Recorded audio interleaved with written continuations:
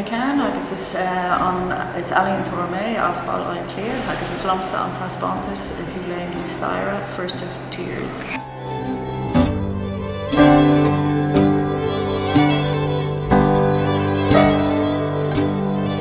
Well, is pasbantas masca de dalmadóracht, video, installation agus rudi masca chun sin. Bhí mé ag smaoineamh ar na daoine ar figurí tábhachtach atá lár neomhaníní, you know.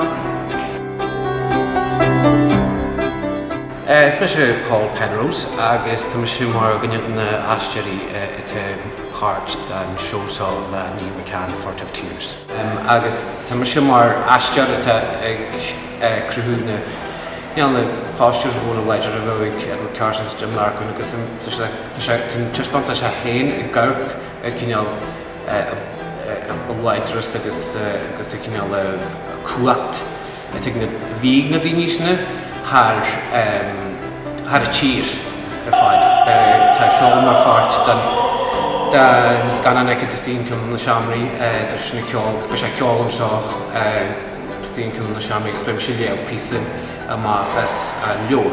Tá písa bháin is stíon sin agus balaclava tá na deanta más ár, agus sin go sin fianta cuachta agus físiúil agus fianta inspiraide.